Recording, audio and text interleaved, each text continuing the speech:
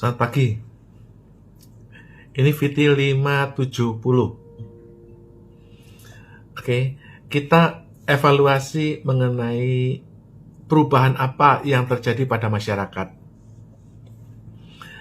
pada masa resesi. Jadi ada 3 pertanyaan ini. Ya. 1, bagaimana kita melihat perubahan yang permanen pada masa resesi sehingga merubah pola pikir kita. Pola pikir kita. Kedua adalah bisnis. Bisnis apa, peluang apa yang terjadi pada saat resesi. Ya, ketiga, apakah yang menjadi pegangan kita yang utama yang tidak berubah. Oke? Pola pikir ini kadang-kadang dibalik sama orang. Ya, begitu resesi, apartemen dijual harga separuh. Ya bubar semuanya, bubar.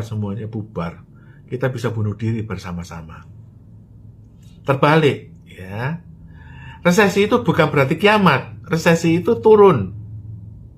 Bukan berarti kiamat. Kalau turun masuk jurang, ya kamu masuk penjara itu baru kiamat, ya. Kalau kamu cuma turun aja, itu tenang. Kalau Confucius bilang, kalau apa yang turun, bakal naik.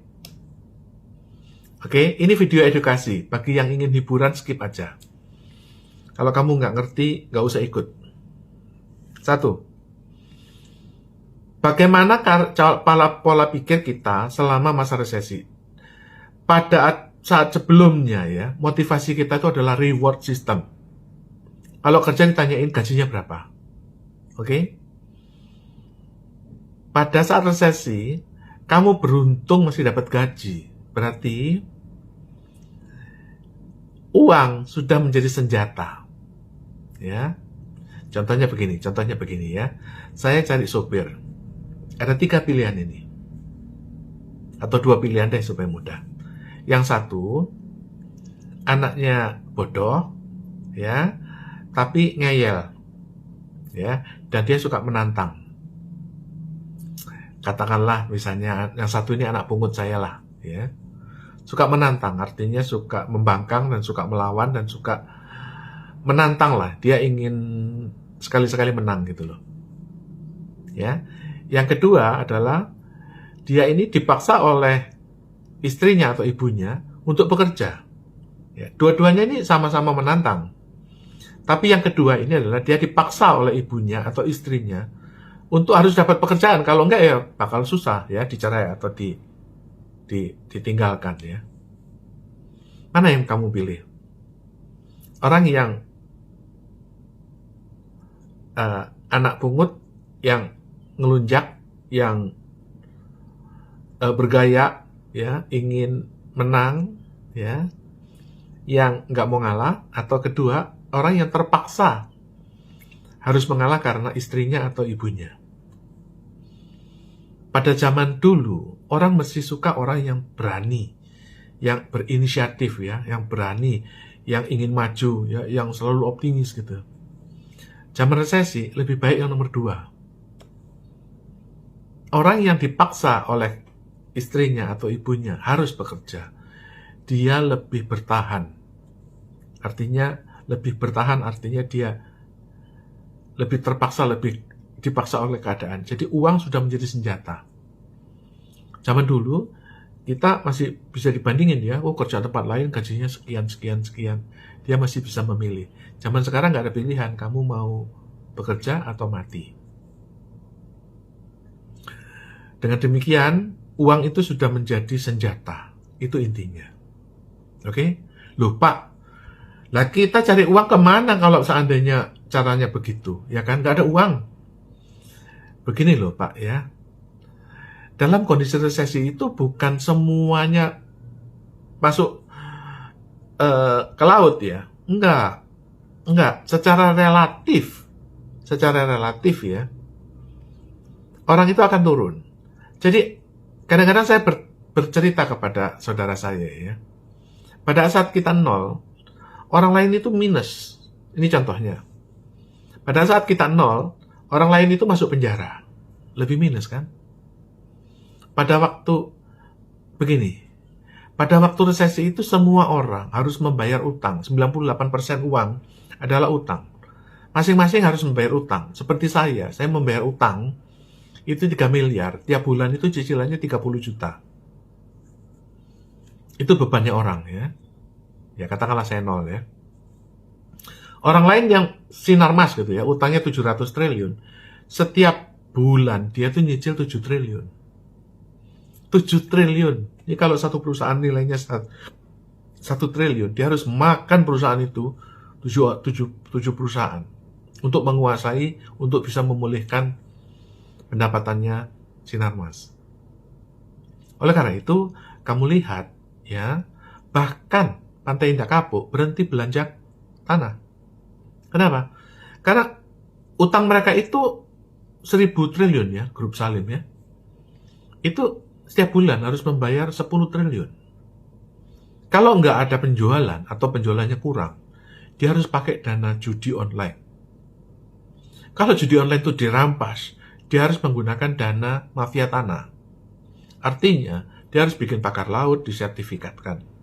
Laut disertifikatkan. Karena kalau laut itu tidak disertifikatkan, dia akan kurang agunan dan kreditnya akan macet.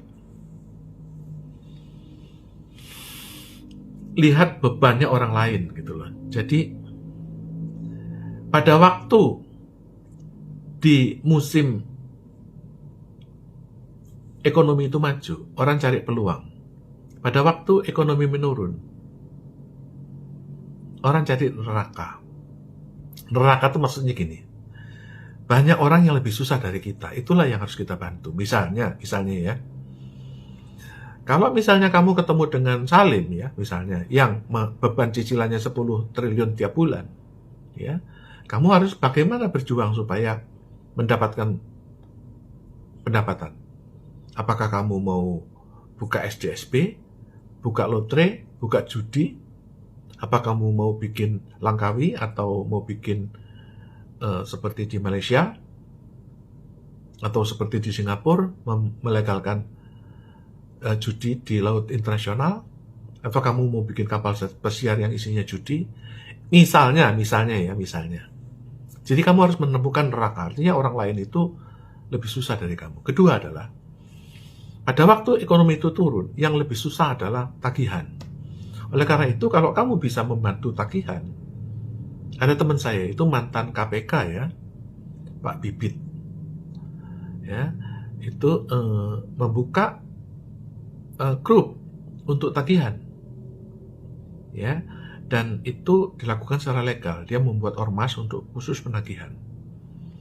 Itu contohnya, ya. Jadi pada waktu ekonomi resesi, kamu harus membantu orang-orang lain yang mengalami neraka. Ada beberapa orang itu yang mengalami investasi bodong, dan itu duitnya puluhan miliar per orang. Kalau kamu bisa membantu dia, kamu dapat 10%. Ini contohnya, oke? Dalam skala besar ya ada, ya kan? Contohnya apa? Ya, misalnya penjualan sepeda motor menurun. Kenapa menurun? Karena leasingnya semakin sulit. Kenapa leasing sulit? Karena financingnya, perusahaan pembiayaannya yang lebih sedikit sekarang. Justru pada waktu lembaga pembiayaan itu sedikit jumlahnya, kamu kuasai kalau perlu semuanya itu beli merek Honda. Kalau kamu bisa menguasai seluruh pembiayaannya. Sekarang itu yang banyak itu bukan leasing, bukan, tapi debt collector atau Mattel. Karena banyak yang macet. Oleh karena itu, bagaimana kamu mengkoordinasi supaya ini nggak macet gitu loh. Apakah misalnya kerjasama leasing perusahaan atau sewa beli dengan perusahaan, ya, Anda ke Nutrifood, Anda menyediakan 10.000 sepeda motor yang cicilannya dibayar oleh potongan gaji atau ditanggung perusahaan. Ini contohnya, ya. Kita lanjut babak kedua. Ya, babak kedua adalah mengenai bagaimana cara kita melihat peluang pada waktu resesi. Jadi, kalau zaman dulu ya, Anda buka restoran, buka kafe, ya, buka work from home ya, atau apa itu sosial media ya, atau apa namanya, bekerja yang dari kafe, ya kan?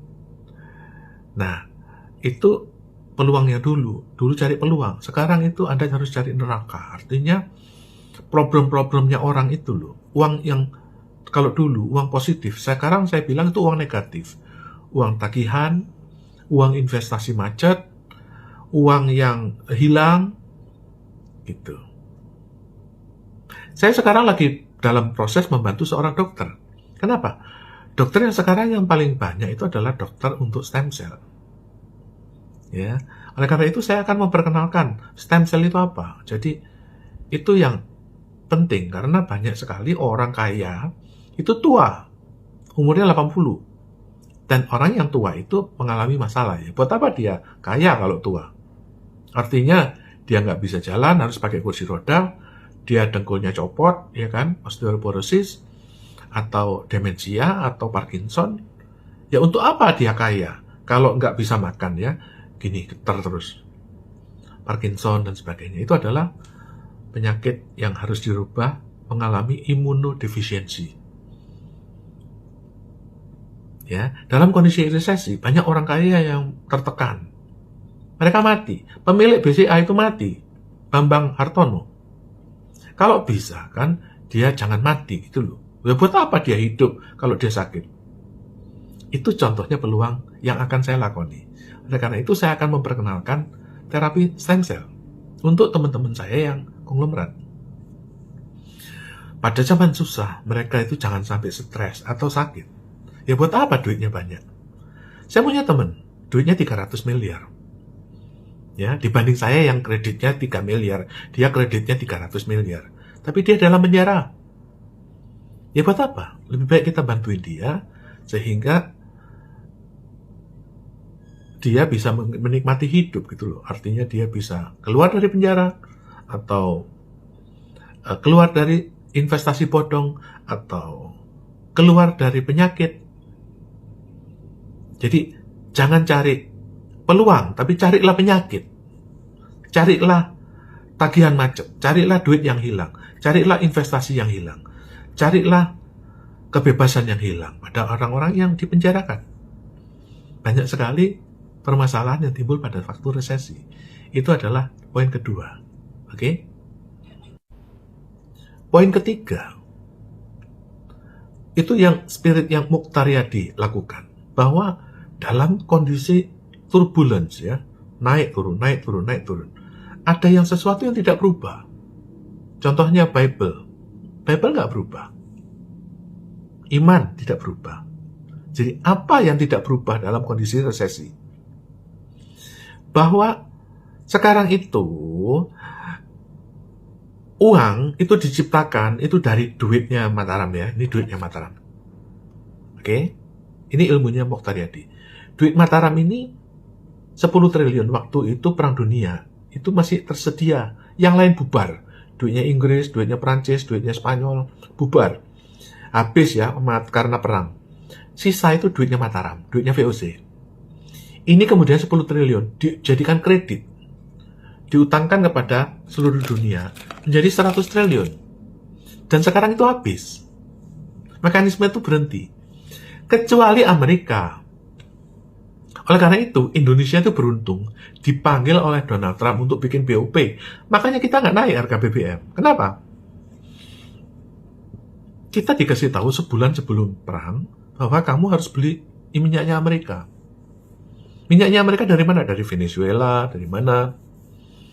Gitu loh. Jadi, kita diselamatkan oleh Amerika. Oleh karena itu, poin apa yang tidak berubah? Bahwa rezim moneter itu ditimbulkan dari duitnya Mataram yang dipakai oleh Bank Dunia untuk menjadi kredit seluruh dunia 100 triliun. Yang tidak berubah adalah bahwa kredit ini jalan terus. Amerika sudah men-bail out, menalangi utang mereka dengan cicilan 3 triliun yang diambil dari duitnya VOC. Itu kerjasama tanggal 19 Februari tahun 2026. Bulan lalu. Ditandatangani oleh Prabowo. Sebaliknya Prabowo minta apa? Prabowo minta satu, dia bikin program dapur umum. Ya, dia tahu resesi. Yang paling penting adalah kasih makan dapur umum. Ya, makanan bergizi ini akan dibagikan kemana? Semua orang.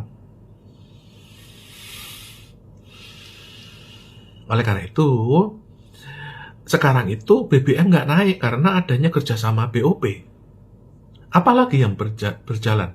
Investasi Amerika itu nanti Google, Netflix, TikTok, itu akan buka bisnis dan mereka nggak bayar pajak. Itu karena prinsip reciprocal. Perusahaan Amerika banyak yang dibebaskan pajaknya. Ford akan buka lagi.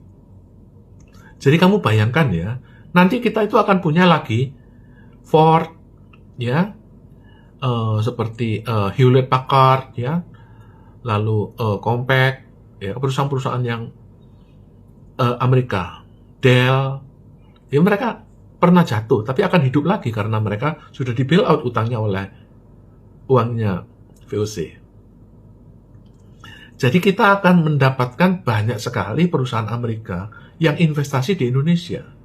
Oleh karena itu, peluangnya adalah sebaliknya. Kita bisa ekspor barang-barang kita kepada Amerika. Kita tuh jadi darling. The new China itu adalah Indonesia. Itu yang dikerjasamakan bulan tanggal 19 Februari tahun 2026. Oleh karena itu, yang tidak berubah apa? Yang tidak berubah adalah ekonomi Amerika. Oleh karena itu, coba kamu kalau perusahaan plywood, ekspor furniture ke Amerika. Amerika akan buka lagi apartemen, properti, murah-murah. Karena di sana ada beberapa kota yang masih murah. Bisa dikatakan, coba rumah-rumah ya. Sekarang rumah kita itu di Bintaro. Harganya $1 juta. Mungkin kalau rumah di Australia atau di Amerika, separuhnya. Nggak percaya? Di tempat kita, beberapa lokasi, contohnya di Bintaro, ya, harganya $1 juta. Di negara lain itu masih banyak yang masih separuhnya, masih banyak. Di suburban ya, di luar kota. Di Amerika, di Australia, gitu loh. Oleh karena itu, yang tidak berubah adalah ekonomi Amerika. Sekali lagi, kalau kamu ekspor ke Cina itu macet, coba pindah ke ekspor ke Amerika.